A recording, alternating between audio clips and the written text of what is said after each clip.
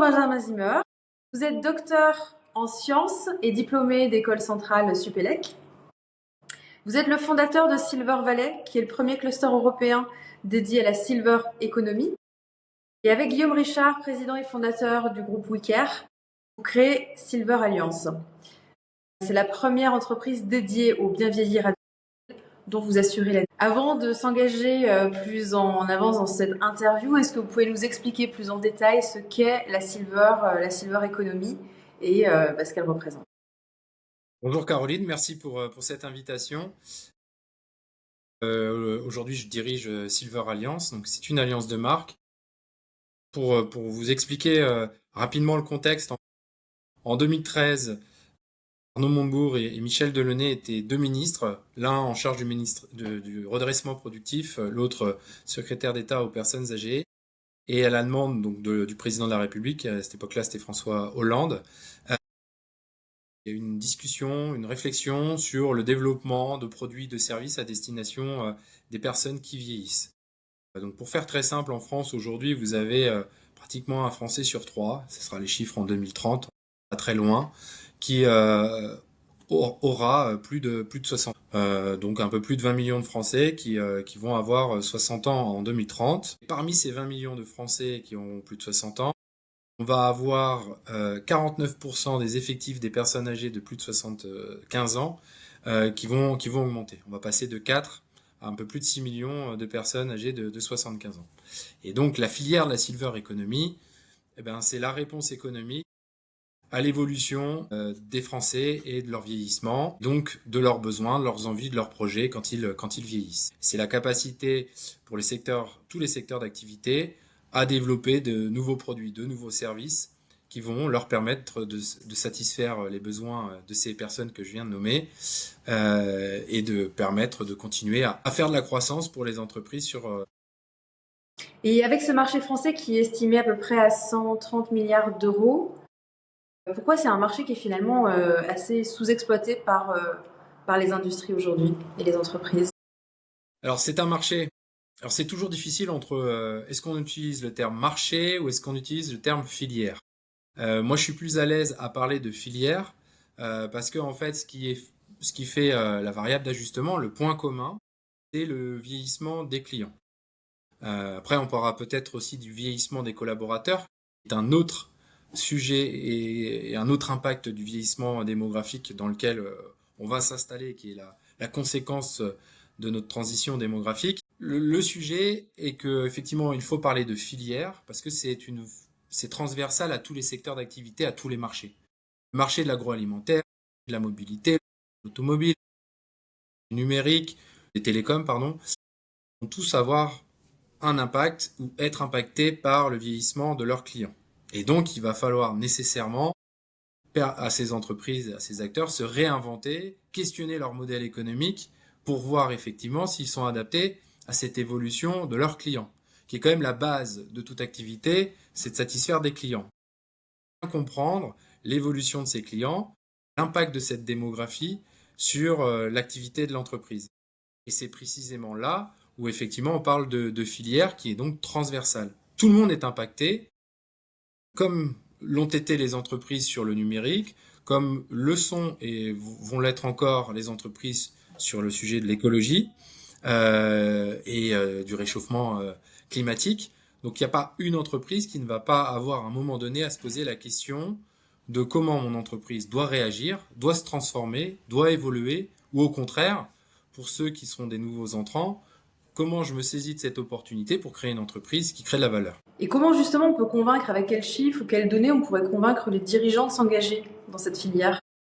Alors il y en a plusieurs des chiffres. Déjà, sans parler de chiffres, je pense que quand on fréquente une ville, un village, on se rend bien compte qu'il y a plus de personnes qui ont les cheveux gris que des enfants qui courent dans les cours de récréation dans les écoles maternelles. Il y a plus de places en EHPAD disponibles dans des villages qu'il peut y avoir d'écoles ouvertes dans des villages. Ça montre que voilà, le vieillissement, il est déjà prégnant, il va s'accélérer dans les années qui arrivent. Maintenant, si on veut des chiffres, 60% des Français, enfin 60% des actifs financiers et 60% des actifs immobiliers sont détenus par des personnes de plus de 60 ans. C'est la règle des 360, pardon, qui est assez facile à retenir. Donc ça veut dire quoi? Ceux qui ont du pouvoir d'achat, qui sont propriétaires et qui ont du foncier, ce sont des personnes de plus de 60 ans, et c'est elles qui consomment. Notre chiffre, c'est par exemple 54% des dépenses totales qui sont faites dans la consommation française, tout secteur d'activité confondu, sont réalisées par des personnes de plus de 50 ans. C'est pas moi qui le dis, c'est une étude du Crédoc sur les modes de consommation des Français qui a été faite, je crois, en 2015.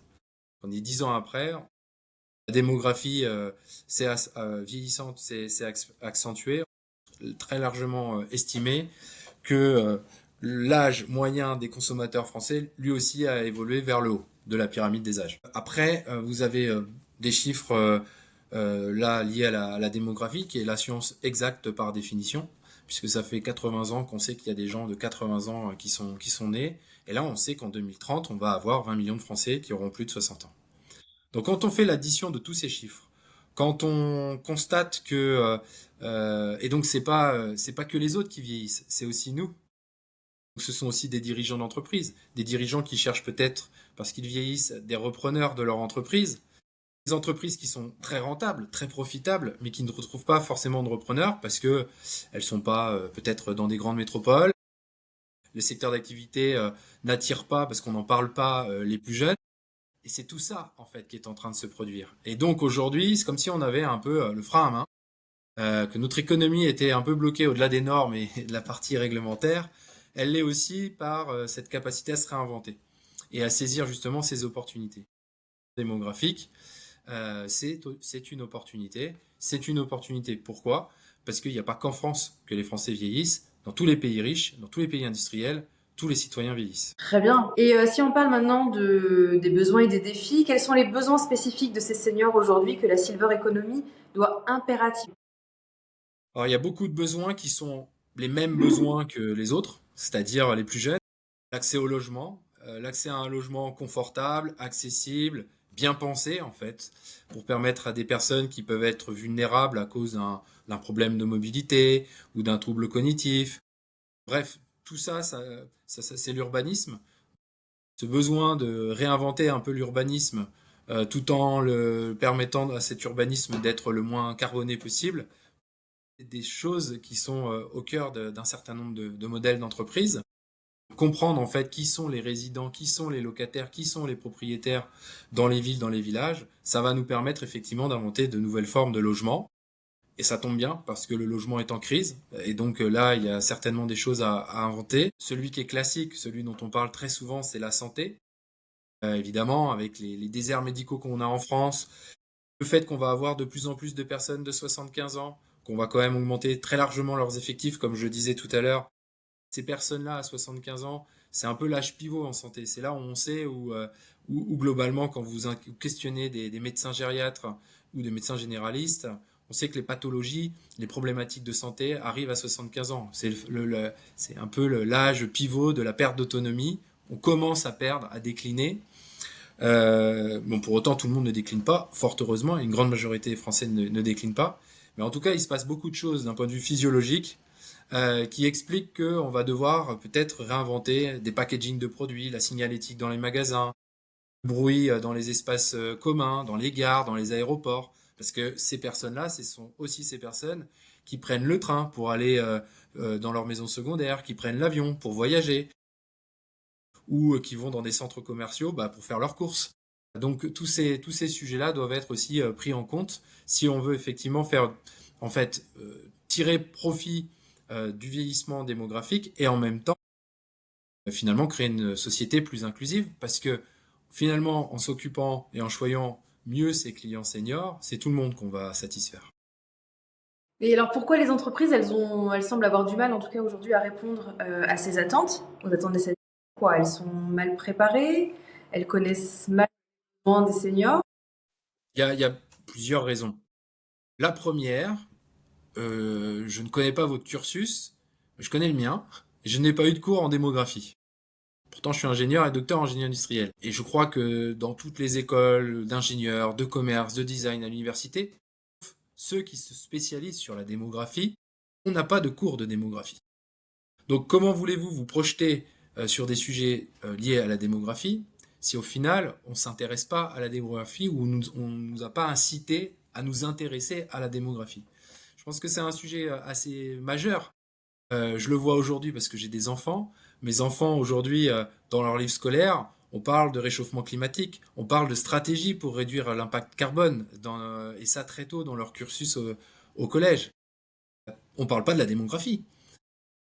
On pourrait aussi parler de la démographie pour préparer ces jeunes et ces plus anciens au fait que demain leurs clients vont être âgés et que ça en fait pas d'eux des clients malades, fragiles, ça fait tout simplement d'eux des clients, point, avec des caractéristiques de consommation de distribution qui sont peut-être pas les mêmes que l'on peut avoir quand on a 30, 20 ans, 50 ans ou 80 ans. C'est vrai qu'à 20 ans, on achète facilement en 2 clics sur un site internet. À 80 ans, on achète encore dans un magasin. Donc, vous voyez, c'est tout ça qu'il faut. On peut pas pencher dans une société tout numérique quand en fait une grande partie de la société n'a pas eu l'usage du numérique. Et c'est pas parce qu'ils n'ont pas l'usage du numérique que ça fait des gens plus idiots. Bien au contraire, je pense qu'il y a plein de choses qu'on devrait, nous les jeunes générations, apprendre de ces plus anciennes, notamment en termes de transmission de valeurs et de valeurs dans la société. Ça ferait du bien à tout le monde. Mais donc, c'est tout ça qu'il y a en cours. Et donc, ce qui peut se produire aussi en entreprise, c'est que comme le vieillissement, c'est pas glamour, ça vous fait pas rêver. Alors c'est très bizarre ce que je vous dis, parce qu'en fait, ça fait depuis la nuit des temps que l'homme rêve de vivre plus longtemps sur la planète. Donc c'est une chance incroyable de donner chaque année pratiquement un trimestre supplémentaire à notre espérance de vie. Quand il s'agit vraiment d'en parler, en fait, il n'y a plus personne. Et donc je pense qu'il y a un déni collectif qui est que on a cette image un peu d'Épinal de la personne grabataire qui coûte cher à la sécurité sociale et qui vit dans une maison de retraite et qui ne sait plus en fait où elle habite.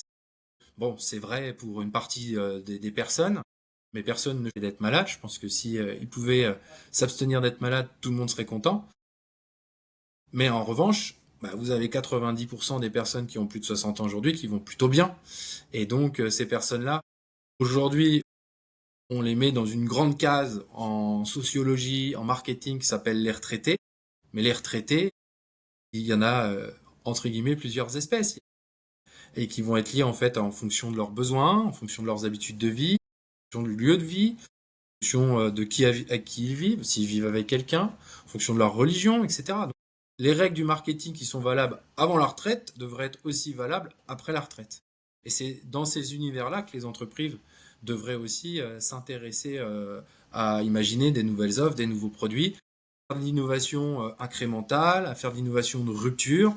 C'est ça. Et je pense que un des principaux freins à tout ça, notre aversion au vieillissement et notre incapacité à nous projeter dans un monde désirable quand on parle des seniors.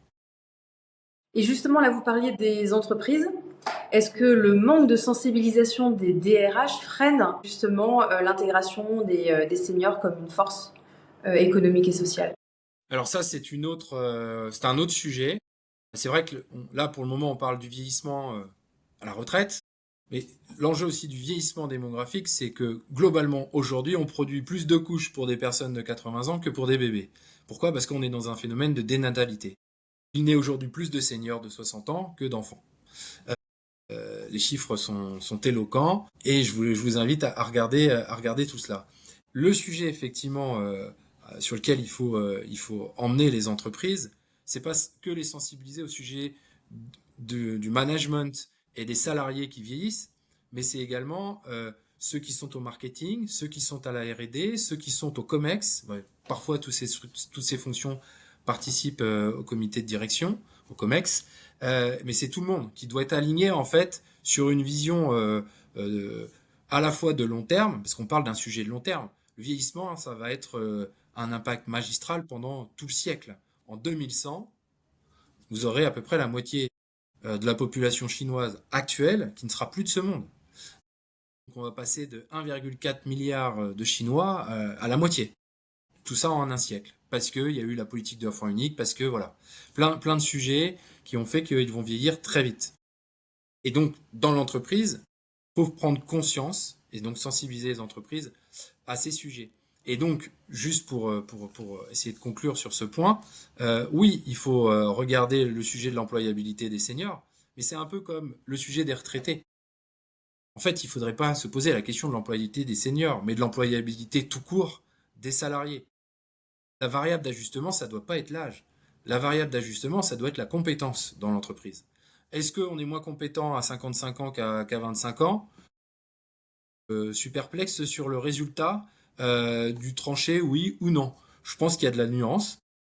Il y a peut-être des gens effectivement à 55 ans qui ont des difficultés à se former, à se réinventer, mais il y en a aussi beaucoup qui sont capables de le faire parce que rappelez-vous qu'une personne de 55 ans, ça fait 55 ans qu'elle se réinvente tout le temps face aux aléas de la vie. Donc de fait, je pense que le vrai sujet, c'est l'intégration de ce sujet-là pleinement comme une chance et pas comme une menace par les équipes dirigeantes dans les entreprises. Silver Alliance, c'est transformer le vieillissement comme une opportunité. Est-ce que vous pouvez nous parler du modèle collaboratif de Silver Alliance qui est vraiment différent des autres entreprises? Alors on a un modèle effectivement qui est un petit peu particulier. Ceci près quand même qu'on s'est beaucoup inspiré de deux modèles d'entreprise, voire même trois, dans d'autres filières ou regarder le modèle de SkyTeam dans l'aéronautique. J'ai beaucoup regardé le modèle des fusions, acquisitions et des alliances de marques dans l'automobile. Et j'ai regardé aussi le modèle des cosmétiques, enfin, du luxe, notamment avec LVMH. Donc ce que j'en ai conclu, c'est qu'il y avait beaucoup d'alliances de marques qui étaient faites par des logiques capitalistiques, avec du rachat par une holding financière, ou alors la création d'une alliance avec des parts qui étaient cédées en fonction de l'investissement qui était consenti par l'entreprise. C'est le cas de SkyTeam. Ça, c'est une alliance de marques où les 20 compagnies aériennes qui sont membres de SkyTeam font partie de SkyTeam en tant qu'actionnaires. Et de l'autre, si je prends le cas de LVMH, tout le monde connaît LVMH, c'est un groupe avec une holding qui détient le capital d'entreprise. Dans tous les cas, c'est quoi l'objectif de ces alliances? C'est de pouvoir avoir l'expérience client la plus complète possible. Soit par des gammes de produits, c'est le cas avec LVMH, soit dans le service que vous allez apporter d'un aéroport à un autre, avec des changements potentiels de compagnie aérienne. Lui, ce qui l'intéresse, c'est de partir de Paris, de poser ses valises à l'aéroport de Paris et de les récupérer dans son hôtel quand il est en Chine ou quand il est au Mexique, etc.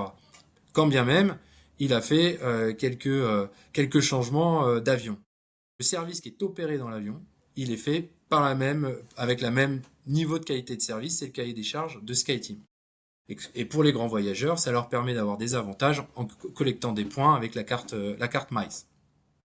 Bon, voilà, nous on s'est inspiré de ça. Et donc on s'est dit, bon, nous on ne propose pas de voyage, on ne propose pas, si ce n'est peut-être le voyage de la vie, quoi, de la fin de vie, on ne propose pas de produits de luxe. Nous, ce qu'on veut, c'est proposer l'expérience la plus aboutie possible pour rester le plus longtemps possible chez soi. Mieux vivre et mieux vieillir dans son domicile, là où une grande partie des Français ont construit en fait toute leur vie. Où ils ont vu leurs enfants naître, où ils ont vu leurs enfants grandir, où ils se voient vieillir, vivre et vieillir à côté de leurs amis et de leur famille. Et je ne crois pas qu'il y ait beaucoup de Français qui veulent partir de chez eux, sauf quand leurs problèmes de santé le demandent. Donc, nous, c'est ça qui nous a intéressés. Et pour pouvoir faire cela, moi, je me suis associé au leader des services à la personne en France, qui est le groupe WeCare. Et j'y ai apporté ce que j'avais fait dans Silver Valley, avec les meilleures entreprises que j'avais pu identifier en termes de produits et de services, pour pouvoir écrire une histoire aboutie. Donc, on a des gens, des Français, qui vivent à domicile, qui ont besoin de services. On en a d'autres qui ont besoin de produits de santé, d'autres de produits pour se faire plaisir, d'autres de produits ou de services pour aménager leur lieu de vie pour y rester le plus longtemps possible. Moi, mon travail, c'est de repérer, de détecter ces entreprises. Et pour rentrer dans Silver Alliance, on a un modèle où c'est pas moi qui décide que l'entreprise rentre dans Silver Alliance. Moi, je fais le même travail que la due diligence dans un fonds de private equity. Je regarde si l'entreprise est crédible, si elle a une traction commerciale, si elle respecte un certain nombre de normes. Je regarde la fiabilité des dirigeants, parce qu'on est sur du co-branding de marque, donc on ne peut pas se permettre d'avoir n'importe qui avec nous pour écrire cette histoire. Ensuite, quand il y a le comité de recrutement qui se fait, c'est les entreprises qui valide à l'unanimité l'entrée d'une nouvelle marque. Et à partir de là, quand les marques, il y en a 35 aujourd'hui, sont dans Silver Alliance, elles font des opérations de cross-selling, d'upselling, elles complètent leurs offres de produits ou de services parce qu'elles sont très en silo. Donc moi, je m'amuse par exemple à des métiers, l'audioprothésiste, l'opticien, l'infirmier, le spécialiste de la marche, pour des acteurs qui accompagnent des personnes âgées au quotidien dans des territoires où il manque tous ces professionnels, qu'on appelle les déserts médicaux. Et on organise comme ça des journées de prévention santé. Ça a deux impacts, même trois. Un, ça crée des relais de croissance pour les entreprises avec qui je travaille. Deux, ça leur permet aussi d'avoir de la notoriété parce que, en fait, vis-à-vis des Français, les Français se disent, bah, ces entreprises, elles vont là où personne ne va. Et trois, potentiellement, on détecte des problématiques de santé des gens qui sont dépistés. Et donc, de fait, on a un impact sur la collectivité, la société en règle générale, puisqu'on va peut-être éviter que des gens chutent, aillent aux urgences, etc. Super. Et justement, alors ces principes fondamentaux, moi j'ai noté exclusivité, unanimité, impact. Vous pouvez revenir un petit peu là-dessus pour que je comprenne bien ou qu'on comprenne bien. Exclusivité, c'est très difficile en fait de créer des nouveaux produits si vous travaillez avec tous les concurrents de l'entreprise. Les entreprises qui rentrent dans Silver Alliance font partie des top 3 de leur marché. Donc ça, c'est l'unanimité, c'est-à-dire que toutes les entreprises qui sont membres de Silver Alliance vont voter pour l'entrée d'une nouvelle entreprise. Et cette entreprise-là rentre que s'il y a une unanimité. C'est-à-dire que si j'ai une entreprise qui met une réserve sur l'entreprise, qui voudrait rentrer dans Silver Alliance, alors je la questionne évidemment, je lui demande pourquoi, les preuves tangibles, etc. Et si c'est avéré, l'entreprise ne rentre pas. Si c'est pas avéré, à ce moment-là, on fait tomber ce droit d'empêcher l'entreprise de rentrer, et puis l'entreprise rentre. Génial. Et l'impact, Et c'est le fait l'impact, de... bah, l'impact, il est multiple. Alors c'est quelque chose qu'on doit encore nous travailler. L'impact déjà, c'est de dire vous pouvez mieux vivre et mieux vieillir à domicile en ayant accès aux solutions qui sont dans Silver Alliance. Je rappelle que je ne suis pas rémunéré au nombre de leads que génère pour les entreprises, aux produits ou aux services, et une commission que je toucherais si elles vendaient un produit ou un service. Moi, mon travail, c'est d'éduquer les Français et Françaises au fait que des solutions existent pour eux, voire pour leurs parents quand ils sont salariés. À partir de là, c'est des grandes personnes, c'est des consommateurs avisés, ils font leurs courses comme ils l'ont fait toute leur vie. Ils questionnent les entreprises comme ils l'ont fait toute leur vie. Moi, en tout cas, je peux me regarder sans problème dans le miroir et me dire que je leur ai apporté une solution à un problème qu'ils vont peut-être rencontrer. Face à des individus que je ne verrai jamais dans ma vie, puisqu'ils peuvent me solliciter partout de la France, sur notre site internet ou via un guide papier, parce qu'on est une entreprise digitale. On essaie d'apporter l'information avec les usages de communication de ceux qui ont besoin de nos services. Et après ça, mon job est fait. Dans mon activité, ce que j'essaie aussi de leur apporter, c'est des outils d'aide à la décision. Combien ça coûte de vieillir à domicile? Donc c'est pour ça que depuis 5 ans, on fait un baromètre sur 25 familles de solutions de produits et services qu'on aura besoin très probablement à plus de 65 ans, et on regarde effectivement l'évolution des prix de ces mêmes produits et ces mêmes services. Également aussi un certain nombre d'opérations pour apporter encore plus de solutions. C'est le cas par exemple des journées de prévention. Et comment vous garantissez la bonne exécution et la complémentarité en fait des services? C'est-à-dire? Bah, comment vous garantissez en fait la qualité et tous les services en fait que les entreprises du réseau délivrent? Bah, il y a plusieurs choses. Déjà, ce que je vous ai expliqué tout à l'heure, c'est que on a ce travail de due diligence où moi-même je teste les produits en client mystère. Parce que pour être bon vendeur d'un produit, il faut encore savoir de quoi on parle. Donc c'est important de le tester, de l'avoir dans les mains, de pouvoir l'avoir testé ou de le faire tester à des proches, voire à des seniors, parce qu'on a une autre opération qui nous permet de réaliser les rêves des seniors, mais ce sont des seniors qui sont intéressés aux activités de Silver Alliance et qui du coup testent les produits et m'envoient des informations. Donc on a un premier niveau, si vous voulez, qui vaut ce qu'il vaut, mais on est dans la conception centrée utilisateur. Donc, ça sera difficile pour moi de vous parler d'un produit que je ne connais pas. La deuxième étape, c'est que l'entreprise, elle a des clients. Donc, je peux lui demander ses enquêtes d'opinion. Bon, quand je travaille avec des boîtes comme O2, comme Stana, comme Doro, comme Audica, j'ai pas besoin d'aller voir leurs clients. C'est des boîtes qui détiennent suffisamment de parts de marché en France ou dans d'autres pays pour se rendre compte de la valeur de l'entreprise. Je regarde aussi depuis combien de temps elles existent. Quand elles existent de plus de 100 ans, c'est comme Michelin, on peut avoir confiance en Michelin.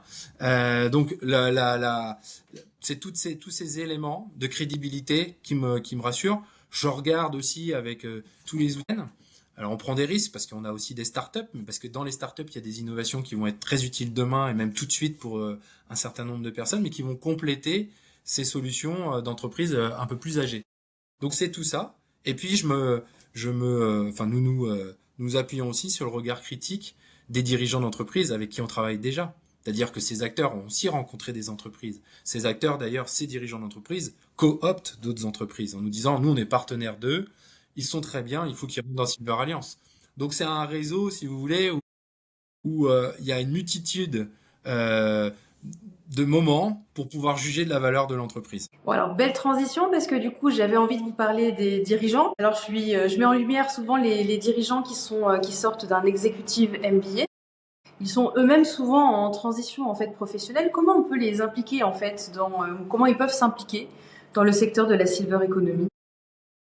Bah, je pense que déjà, il faut les sensibiliser dans leur parcours, dans leur MBA. Pour être intervenu dans un MBA d'une grande école de management en France, pour ne pas la citer, l'INSEAD, euh, je sais que on a beaucoup de dirigeants d'entreprises qui cherchent des opportunités de créer des entreprises ou de reprendre des entreprises. C'est la raison pour laquelle ils font ce type de formation pour avoir une vision à 360 du pilotage d'une entreprise et puis être des stratèges. Bah, dans leur stratégie et pour devenir stratège, c'est vrai que il faut pas faire que des formations sur l'intelligence artificielle ou que sur l'économie bas carbone. Il faut aussi s'intéresser à la démographie. Et donc, je pense tout simplement que dans ces parcours de formation, il devrait y avoir euh, peut-être 2 heures, mais parce que franchement, c'est pas compliqué à comprendre, pour au moins allumer la lumière dans la tête de ces dirigeants sur le fait que le jour où je vais reprendre une entreprise, si je décide de faire un LBO, le jour où je vais créer une entreprise, si je décide de créer une entreprise, faut pas que j'oublie qu'il y a potentiellement 50% de mes clients qui ont plus de 50 ans. Euh, si je reprends un LBO d'une entreprise, une manufacture, il y a des salariés qui vieillissent. Donc il faut que je prenne en compte que les salariés qui vieillissent, c'est aussi des salariés qui sont confrontés au vieillissement de leurs parents. Donc ce qu'on appelle des salariés aidants. Et donc en termes de productivité, si je réfléchis pas à l'ergonomie de leur poste de travail, etc., non seulement ils vont se fatiguer, mais en plus de ça, comme ils ont une charge mentale qui peut déjà être fatiguée, ils vont se fatiguer d'autant plus. Et s'ils sont pas là, parce que je suis en province, je vais me retrouver avec des gens ultra compétents, pas là parce que absent lié à un trouble musculo-squelettique ou un arrêt de maladie, bah, c'est ma productivité qui va en prendre un coup. Donc en fait, c'est juste cette petite lumière qu'il faut allumer. Un peu comme Jean Covici l'a fait quand il parlait de l'écologie il y a quelques années. Il a mis la lumière un petit peu partout. Moi, mon rôle, c'est essayer de l'allumer aussi un petit peu partout sur le sujet de la démographie. Ça me plaît. Alors, il existe effectivement des outils pour coordonner tous les prestataires qui vont intervenir autour du domicile de ma maman ou de mon papa qui est à 200 ou 250 km de Paris. Ce cas que je suis en train de citer, c'est à peu près tous les quadras, quinquas qui sont plutôt quinquas, qui sont à la défense, cadre sup, et qui ont des parents en province, et qui se retrouvent avec des parents qui ont 80 ans, parfois avec des problématiques qui vont nécessiter l'intervention d'une aide à domicile, parfois d'un professionnel de santé le même jour, avec au sein de ces entreprises parfois du turnover. Donc l'inquiétude de est-ce que la personne qui rentre est une personne à qui je peux faire confiance, parce que quand même elle va venir s'occuper de la personne en qui moi j'ai le plus confiance, qui est ma maman ou mon papa, et qui est un petit peu fragile et dont je ne verrai pas en fait ce qui va se passer. Donc ça, effectivement, il existe par exemple une application qui s'appelle Famille Relais, qui coûte pas très cher et qui est très utile pour coordonner tous ces professionnels. Et puis vous avez des métiers qui se mettent en place pour les entreprises, qui sont notamment de plus en plus financés par des groupes de protection sociale, ceux qui aident à avoir une complémentaire santé d'ailleurs dans les entreprises, et qu'on appelle en fait des care managers. C'est le cas par exemple de l'entreprise Autonomia qui a des care managers qu'on appelle aussi en France des grands âges et qui vont à distance faire un bilan avec le salarié aidant et son parent sur la situation et lui permettre de lui donner quelques clés, quelques solutions, quelques préconisations pour pouvoir mieux vivre cette situation. Ça, c'est des exemples hyper factuels et qui existent. C'est important aussi pour les DRH, je pense, de mettre au sein de leur entreprise un climat qui est favorable à la prise de parole sur ce sujet. Il y a une PDG d'une grande entreprise qui s'appelle la RATP qui a quitté ses fonctions pour s'occuper de ses parents âgés en perte d'autonomie. Enfin, elle n'a pas été virée, licenciée pour faute grave ou parce qu'elle avait un bilan financier catastrophique. Elle est partie parce qu'elle jugeait que c'était le moment pour elle d'aller accompagner ses parents en perte d'autonomie. C'est quand même dommage de se priver de talent parce que derrière, on n'a pas mis en place les services qui vont permettre d'accompagner ce type de personnes. Et donc là aussi, quand je vois tout ce qui est fait autour en termes de communication, des enjeux, la robotisation de nos entreprises, de l'intelligence artificielle, c'est vrai, tout ça va arriver à peut-être permettre d'abaisser le coût du travail et de productivité en France pour être plus performant et plus compétitif par rapport à d'autres pays où la manœuvre est moins chère. Mais il ne faudra jamais oublier quand même qu'il restera des humains dont il faudra s'occuper. Donc, je pense que la technologie, pour le coup, là, va être une aide pour le vieillissement démographique de nos entreprises, l'impact de ce vieillissement démographique pour nos entreprises, et en même temps, une solution pour pouvoir mieux coordonner des services pour tous ces salariés qui vivent et qui vieillissent loin de leurs parents. Ok. Et à votre avis, alors, quelles sont les industries qui sont aujourd'hui les mieux positionnées, pardon, pour se lancer sur ce secteur et à l'inverse, celles qui seraient complètement en retard? Et ben, ce matin, dans les Échos, on est le 28 janvier et j'ai vu un papier qui explique par une prise de parole qui doit même dire qu'on va être de moins en moins nombreux sur la planète. Enfin, c'est très drôle. Pour le coup, c'est vrai. C'est pas encore le cas aujourd'hui, mais à la fin du siècle, c'est clair qu'on sera beaucoup moins nombreux. Là, on est encore en croissance, notamment grâce aux Africains, qui eux sont plutôt dans de l'hyper-croissance.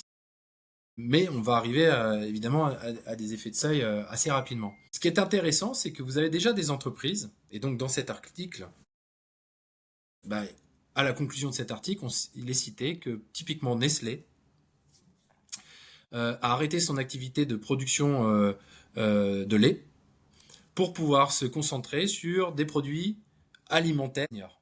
Bon, ça, c'est un exemple concret. Et vous allez en avoir plein d'autres, des exemples comme ça. Il y a d'autres entreprises dont on parle aujourd'hui parce qu'elles concentrent toutes nos attentions sur la tech. Je pense à Apple, je pense à Amazon, et je pense à tout l'empire qu'a construit Elon Musk. Et il y a quand même des exemples aussi qui sont très intéressants parmi ces entreprises de la tech. Facebook, c'est utilisé par des gens de plus de 50, 60 ans, parce qu'en fait, la marque Facebook a vieilli en même temps que ses premiers utilisateurs et ses premiers clients. Les nouveaux clients de Facebook, ben, ils vont pas sur Facebook, ils vont sur d'autres réseaux sociaux. En fait, presque à chaque génération, il y a un réseau social. Première Réseau chose. social. Deuxième chose, vous avez, euh, vous avez Apple qui a sorti des AirPods avec de l'intelligence artificielle qui vont permettre en fait de s'adapter à la capacité auditive de la personne. Si c'est pas pour faire de la correction de l'audition de personnes qui écoutent de la musique ou qui passent des coups de téléphone, alors je suis complètement à côté de la plaque. Quelque Bien part, vu. ils sont peut-être en train de arriver tranquillement, mais sûrement sur le marché de l'aide auditive, sans le dire de cette manière-là. Eux, ils vont plutôt parler de AirPods confortables, ultra révolutionnaires, etc. Mais la finalité est la même, permettre à des gens de mieux entendre. Et un autre exemple pour citer Elon Musk, c'est Optimus, sa société qui produit des robots humanoïdes. Et lui, texto, il l'a dit, ces robots humanoïdes vont permettre d'accompagner la dépendance des personnes âgées. Quel type de collaboration ou d'écosystème recommanderiez-vous aux dirigeants pour maximiser leur impact dans la silver economy? Un que j'ai fondé, dans lequel je n'ai aucune participation et financière et que sais-je, enfin si ce n'est d'être membre, c'est Silver Valley. Il y a maintenant 15 ans, On a commencé à structurer cette organisation avec l'idée, donc elle est sortie en 2013, cette organisation avec son nom, avec l'idée de concurrencer les Américains. Alors pas les concurrencer sur la tech, parce que ça, malheureusement, on est en retard et je pense pas qu'on va rattraper notre retard, mais peut-être sur le volet sociétal et social, où là, je pense que la France a des choses à dire aux Américains, qui vieillissent aussi. Et de fait, ça s'appelle Silver Valley, parce que c'est en analogie à la Silicon Valley, parce que sur le territoire d'Île-de-France, c'est localisé à Ivry-sur-Seine, vous êtes sur un territoire où il y a des centres de recherche sur le vieillissement, beaucoup de sciences grises et dures et humaines, beaucoup d'entreprises qui cherchent à des relais de croissance et en face, beaucoup de Français qui vieillissent. Donc tout ça, plus des investisseurs, ça crée cet écosystème donc, qui aujourd'hui continue à progresser et dans lequel vous avez aujourd'hui des entreprises comme Google, comme Samsung, qui sont adhérentes. Donc ça, c'est un des écosystèmes que moi je recommande. En fait, je vais vous dire la vérité, c'est que j'en recommande pas d'autres parce que j'en connais pas. Je connais que ce que moi je sais et je vois. Après, il y a ce qu'on appelle des gérontopoles, où là, c'est plus des centres de recherche qui font des études cliniques sur des dispositifs médicaux. Mais si vous voulez vraiment comprendre les grandes règles de la consommation, comment les évolutions, les insights sur les seniors, je pense que Silver Valley, c'est l'écosystème le plus propice pour pouvoir se faire ses armes. Et après, si vous avez besoin d'accompagnement en termes de stratégie, développement de nouveaux produits, de nouveaux services, tout ça, ça nécessite des compétences et des connaissances. Et il se trouve que dans Silver Alliance, de fait, on s'est diversifié. On a créé deux autres activités. Un cabinet de conseil qui s'appelle Senior Révolution. Donc, ce que je viens de vous dire, travailler avec des designers, des marketeurs, faire des benchmarks, des études, etc. On le fait avec ces acteurs et on accompagne des grandes entreprises pour leur diversification du monde de la banque, du monde du transport, de l'assurance, des mutuelles, etc. Distribution. Et puis on est en train de finaliser le lancement d'un fonds d'investissement. Parce que pour faire naître des champions, il faut aussi du cash. Et mon travail aujourd'hui, c'est d'aller chercher auprès des LPs quelques millions d'euros pour investir dans des entreprises qui vont leur en faire apporter quelques millions aussi. Je pense que c'est essentiel, pas que dans la silver economy, mais c'est particulièrement essentiel parce qu'il faut être très humble par rapport au sujet du vieillissement. Il y a plein de choses sur le vieillissement qu'on ne sait pas aujourd'hui. On n'a pas encore toute la connaissance neurodégénérative. Il y a plein de sujets qu'on ne maîtrise pas, donc il faut être très humble. Les solutions qu'on invente aujourd'hui sont des solutions pour aujourd'hui. Mais peut-être qu'en les mettant en place auprès de ceux qui vont en bénéficier, et c'est même probable, c'est un peu l'histoire de l'innovation, il faudra recréer d'autres innovations. La seule certitude que l'on ait sur ce secteur d'activité, c'est vraiment le nombre de personnes qui vont être concernées et le fait que c'est eux aujourd'hui qui drivent notre économie. Parce que c'est eux qui ont le pouvoir d'achat. Ça, c'est notre système de retraite qui a permis, en tout cas jusqu'à présent, de leur permettre d'avoir une retraite relativement confortable par rapport à ce que les actifs ont aujourd'hui. Tout le sujet, il est principalement, enfin, il est là, il est de manière très pragmatique de se dire, c'est quoi mes relais de croissance? C'est quoi les opportunités si je prends une feuille blanche aujourd'hui? Je me lance, je suis en école de commerce, j'ai envie d'entreprendre, je vais me lancer sur la fabrication de couches pour des enfants. Sauf s'il y a une politique demain de natalité forte où là on réenclenche. Le président Emmanuel Macron parle de réarmement démographique. Mais pour qu'il y ait un réarmement démographique, il faut encore qu'il y ait une vision de société suffisamment attractive pour qu'on ait envie de faire des bébés. Ça, c'est un autre sujet. Là, moi je dirais aux plus jeunes, vous avez une feuille blanche, voilà les contraintes dans notre monde. Il faut qu'on fasse plus d'économie circulaire parce qu'il faut qu'on fasse une économie bas carbone. Donc il faut qu'on consomme localement. Il faut qu'on consomme par saison. Donc ça c'est on va dire tout le récit autour de l'écologie. Mais maintenant, vous êtes sur ces territoires et il y a des gens qui vivent sur ces territoires. Ces gens, c'est qui? Eh ben, ces gens, ce sont des personnes âgées. Beaucoup. Donc, qu'est-ce que je fais de tout ce que je viens de vous dire sur l'écologie, plus tout ce que je fais sur ces personnes qui ont des besoins? Nos villages, nos villes en France, quand on voit l'architecture qui est magnifique, que plein de pays nous envient, c'est aussi une vraie balle dans notre pied en termes de mobilité pour les gens qui vivent. Et donc, ce sont des freins à leur réalisation de leur habitude de vie. Certaines personnes, parce qu'il y a beaucoup de marches, il y a une petite montée, etc., vont pas faire leurs courses. Et donc, du coup, bah, ne s'alimentent pas bien, ou s'alimentent plus. Donc, c'est comment on reconstruit tout ça. Et ben, quand on met ces deux sujets-là, de la technologie qui peut venir suppléer parce qu'il manque d'hommes et de femmes et de bras, etc., eh ben, on se dit qu'il y a des univers à créer qui sont plutôt sympas. Et qu'il peut y avoir des solutions. Et qu'il peut y avoir, et qu'il va y avoir des solutions qui, en plus de ça, seront utiles à d'autres sur la planète. Et donc là, de duplication, de scalabilité, comme on dit dans le monde des startups, dans d'autres secteurs d'activité, dans d'autres pays, avec des cultures différentes, et quelque part créer comme ça un équilibre financier dans son entreprise où, à un moment donné, je peux gagner de l'argent en France, mais j'investis dans un autre pays.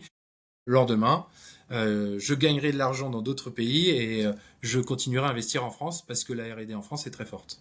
Allez, continuez, racontez-moi une histoire ou un exemple concret d'une collab où ça parle d'innovation. Je vais vous raconter l'histoire. Je suis pas au capital, j'ai pas de participation. Ils sont juste arrivés à un moment dans ma vie quand j'ai créé Silver Valley et que j'avais un process pour financer des projets d'innovation. On attribuait une bourse, maintenant c'est le prix Silver Valley. On donnait 20 à 30 000 euros à 2 ou 3 lauréats par an. Bon, petite parenthèse, il y a un taux d'attrition qui est très faible. Ça fait 15 ans que ce dispositif existe, il y a très peu d'entreprises qui sont mortes. Donc ça veut dire que même en investissant en early stage, on a vu des boîtes qui fonctionnent.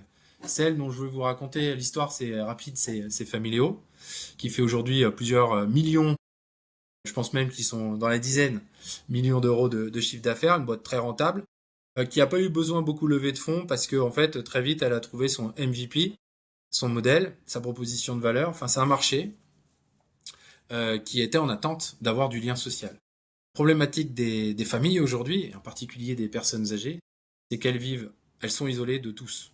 Elles sont loin, et les familles sont divisées à cause du travail, des aléas dans la vie, des séparations, etc. Bref, les familles sont divisées sur le territoire. Ça, c'est quand c'est en France, mais maintenant, elles sont aussi mondialisées. Et de fait, âgées, la grand-mère, le grand-père, voire l'arrière-grand-mère, voire l'arrière-grand-père, parce que c'est un peu ça le sujet aujourd'hui, eux ne voient pas grand monde. Et donc, eux, ils ont mis en place une application qui consiste tout simplement à prendre des photos de moi, de mes enfants et de ma femme, mes cousins et cousines. Et puis tout ça, ça va sur un serveur qui produit une gazette papier et qui est envoyée toutes les semaines à ma grand-mère ou à mon grand-père. Donc, il n'y a jamais d'embrouille, il n'y a jamais de stress. Nos grands-parents reçoivent en gros toutes les semaines que du sourire parce qu'ils voient leur famille, leurs petits-enfants grandir, etc. Ça coûte 10 euros à la famille par mois, c'est-à-dire, même si 10 euros c'est une somme, ça reste quand même pas cher Accessible. par rapport à toutes les conneries qu'on peut acheter au quotidien. Donc c'est 10 euros par mois. Donc voilà, ça aujourd'hui, moi quand j'ai connu cette entreprise, c'était en 2016. Ils venaient de se lancer, c'est des Malouins, donc Saint-Malo. Ils venaient de se lancer et ils montrent leur dispositif lors du prix Silver Valley. Et puis moi, tout de suite, j'ai été convaincu par ça parce que j'ai beau vivre à Paris, je reste quand même, je suis né à la campagne, donc je vois les choses. Des fois, il y a une asymétrie entre ce qu'on fait à Paris et on voit à Paris et ce que vivent beaucoup de Français partout sur le territoire. Et cette question du lien social, de l'usage du numérique, etc., moi, ça m'avait particulièrement plu. Il y avait beaucoup d'acteurs financiers qui étaient à l'époque dans la bulle digitale et qui disaient, c'était en 2016, hein, dans 10 ans, dans 20 ans, et on aura des hologrammes et on n'aura pas besoin de ça. Enfin, je veux dire, ça n'a aucun intérêt. On a réussi à les convaincre de mettre un peu d'argent dans Familéo. Puis bah, Familéo a commencé à prendre de la notoriété, s'est fait connaître, a fait exactement ce qu'ils avaient prévu de faire dans leur business plan, c'est-à-dire exécuter leur plan, et ils l'ont fait encore mieux que, je pense, leur business plan. Si bien qu'aujourd'hui, au moment où je vous parle, il y a plusieurs millions de personnes qui sont utilisateurs de Familéo Génial. sur la planète. Partant de cette petite boîte, Malouine, ils ont traversé l'Atlantique pour aller s'installer à Boston. Ils sont en Espagne, ils sont au UK, en Amérique du Nord, au Canada. Ils ont réussi à se développer. Et on est en 2025. Figurez-vous que, eh ben, il y a encore des gens qui envoient des photos pour que des grands-parents regarde des gazettes papier. Et je pense que je vous parle de cette histoire avec un peu d'émotion parce que moi, il se trouve que les 13 derniers mois, j'ai perdu et mon grand-père et ma grand-mère parce qu'ils sont arrivés à un âge presque canonique. Il faut à un moment malheureusement partir. Et j'ai redemandé aux fondateurs de Familio qui sont devenus, vous l'aurez compris, un peu des amis, si je pouvais avoir l'ensemble des gazettes. Et donc, en l'espace de, je sais pas, une heure, le temps que je les appelle, enfin que j'envoie un texto au fondateur, qu'il le dise à son directeur technique et son directeur technique m'envoie un mail, j'ai reçu 267 gazettes où il y a pendant 8 ans, de 2016 au 23 décembre 2024, toutes les Toutes les gazettes, toutes les photos que je vais pouvoir donner à tous mes cousins. C'est extraordinaire. Et ça, pour 10 euros par mois. Écoutez, quand vous faites le bilan 10 euros par mois x 12, ça fait 120 euros. Franchement, c'est bien mieux que des chocolats, une écharpe ou un chapeau, des chaussettes ou un pull sous le sapin. Oh, vous avez été très fort, elle est très belle votre histoire. Comme je vous l'ai dit, j'aime mettre à la lumière les exécutives MBA et peut-être leur donner, mais même les dirigeants de manière plus générale, j'aime qu'on puisse ressortir en fait des clés pour qu'ils rentrent dans certains secteurs.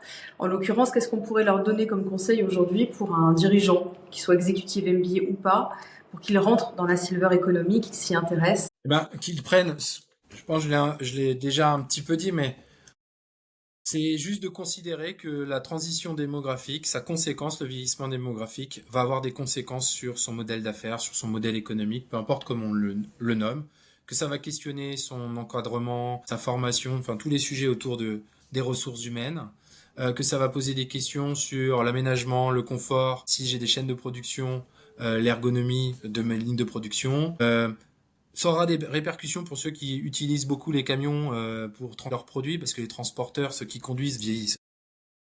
Donc, ça va avoir des conséquences partout. Ça ne veut pas dire qu'il faut tomber dans le piège de dire que vous avez une boîte de vieux pour des vieux. Vous avez une entreprise qui a un modèle économique et qui cherche à être performante. Point. Pas besoin stigmatiser votre entreprise, pas besoin non plus d'en faire allégeance et puis de communiquer dessus. Ce qui est important au final, c'est ce que vous serez capable de délivrer comme produits et services. La seule chose que je dis, c'est que ces produits et ces services, il faudra considérer que ceux qui vont les acquérir, les acheter, les utiliser, risquent d'être de plus en plus âgés. Je vais pas, je vais vous dire de m'appeler, mais au-delà de ça, non, je pense qu'encore une fois, il y a aujourd'hui l'opportunité avec des organisations comme Silver Valley. Il y a aussi beaucoup de livres. Il y a un livre qui est très intéressant que je peux recommander, qui a été créé par le fondateur de la chaîne de café qui s'appelle Columbus Café, Ralph Ababou. Le livre, c'est Dans Senior, il y a de l'or. En fait, il a écrit ce livre en revenant du Japon où il a vu toute une société qui vieillit plus vite, qui a 10 ans un peu d'avance sur nous, sur la démographie, comment elle s'est adaptée. Des petits détails qui tuent. Mais par exemple, au Japon, l'escalator, il va un petit peu moins vite qu'en Europe. Pourquoi? Parce qu'il y a un peu plus de personnes âgées. Et donc ça évite qu'elles se prennent les pieds dedans ou qu'elles tombent. Est-ce que ça pose un problème aux Japonais que l'escalator est un petit peu moins vite? Non. Mais par contre, ça change la vie des personnes âgées. Et il y en a plein. Il fait plein et il évoque plein de sujets sur ces éléments. Et je pense que de fait, c'est une lecture à faire. Et globalement, voilà. Ce que je peux dire, je pense que vous savez, quand on est dirigeant d'entreprise, on cherche à bâtir un territoire pour une marque. On parle d'ailleurs de territoire de marque, avec un récit. On cherche à prendre des parts de marché, donc sur un territoire aussi. Quelque part, on est des aventuriers qui cherchons à coloniser quelque chose. Donc là, il faut coloniser le cœur des seniors, quoi, tout simplement. Ok, on gardera cette phrase-là, elle est chouette. Quels résultats ou transformations souhaitez-vous voir d'ici 2030 grâce à des leaders qui peuvent s'investir dans ce secteur? Une prise de conscience des politiques, quels qu'ils soient, que le vieillissement de la population, ce n'est pas le naufrage, comme a pu le dire à une époque le maréchal Pétain. Enfin, le maréchal Pétain, je dis une grosse bêtise. C'était c'était De Gaulle, je crois, qui a dit ça, en référence au maréchal Pétain. Il disait que le naufrage de la France, c'était la vieillesse. Mais la vieillesse de qui? De celui qui gouvernait la France à cette époque-là. Donc moi, je pense qu'il faut arrêter d'avoir ça. ça fait 75 ans ou 80 ans que c'est passé, maintenant on passe à autre chose. En fait, voir les choses comme on a créé du progrès social, sociétal, économique depuis 50 ans, grosso modo depuis la Seconde Guerre mondiale, comme jamais on l'a fait. Ma grand-mère, elle nous a quittés, elle est née avec l'absence d'électricité et d'eau potable. Elle est partie avec le hologramme et l'intelligence artificielle. Bon, donc c'est juste démentiel le progrès qu'il y a eu technologique et même le progrès humain parce qu'elle a vécu 3 fois plus longtemps que sa mère ou que d'autres à cette époque. Donc ce que je veux dire par là, c'est que parce qu'en l'occurrence c'était pas vrai pour sa mère, elle a vécu longtemps aussi, mais ce que je veux dire par là, c'est que il faut être capable de s'adapter à la situation d'aujourd'hui, pas être dans le déni de ce qui s'est passé avant et être très pragmatique sur le présent et être optimiste sur le futur. Et donc, je pense que c'est ça qu'on a besoin aujourd'hui d'entendre des dirigeants qui essaient d'apporter des visions de long terme. Arrêtez de penser court terme, ça c'est vos échelles, c'est vos élections électorales de vos mandats, etc. Ça on s'en fout. Ce qui nous intéresse quand on est dirigeant d'entreprise, c'est une vision à 10, 15, 20 ans, 30 ans pour pouvoir faire des investissements de long terme. C'est ce qu'a dit dernièrement d'ailleurs le PDG de Michelin. Le problème de la compétitivité en France, c'est ça, c'est qu'il y a toujours des choses qui changent tous les 6 mois, la fiscalité, la norme, etc. Donnez-nous de l'oxygène. Une vision à 30 ans, nous, ça, voilà. Et faisons justement de la transition des mots. Donc moi, c'est ça que j'attends. J'attends rien d'autre, j'attends pas de solution. J'attends juste qu'on soit concret en termes de qu'on réfléchisse effectivement pas brutalement à dire vous allez partir à 67 ans de votre travail, mais expliquer qu'on n'a pas le choix que de partir à 67 ans. Et si on part à 67 ans et que votre environnement de travail pendant les 10 dernières années de votre vie au travail a été aménagé, a été pensé pour que vous puissiez transmettre aux plus jeunes générations que vous puissiez être encore plus épanoui, que vous puissiez peut-être vous investir en même temps dans des associations et préparer votre projet à la retraite. Peut-être que vous travaillerez jusqu'à 67 ans et quand vous serez à la retraite, vous serez du coup un citoyen et un ancien salarié très content de l'entreprise dans laquelle il a travaillé. Moi, c'est ça que j'attends. J'attends qu'on soit dans une dynamique où on voit les choses de manière positive et qu'on ne soit pas apeuré par des effets d'annonce comme on a pu l'avoir dernièrement avec Trump, même s'il faut être conscient aussi des enjeux géopolitiques et des risques. Je pense qu'en fait, ce qui crée aujourd'hui l'inertie, c'est le manque à la fois d'audace, à la fois de courage et de vision d'un récit positif. C'est ça que j'attends. Benjamin Zimmer, merci infiniment pour cette interview qui était Merci à vous. absolument passionnante. Et je suis rassurée de prochainement vieillir longtemps et bien avec des gens qui pensent comme vous et qui voyaient loin. Donc, continuez ainsi. Merci beaucoup. Mais de manière très narcissique, je le vois aussi pour moi, hein. Mais non, mais c'est une richesse incroyable. Il y a un adage africain qui dit qu'un vieillard qui meurt, c'est une bibliothèque qui brûle, et ça, j'y crois dur comme fer. Merci infiniment.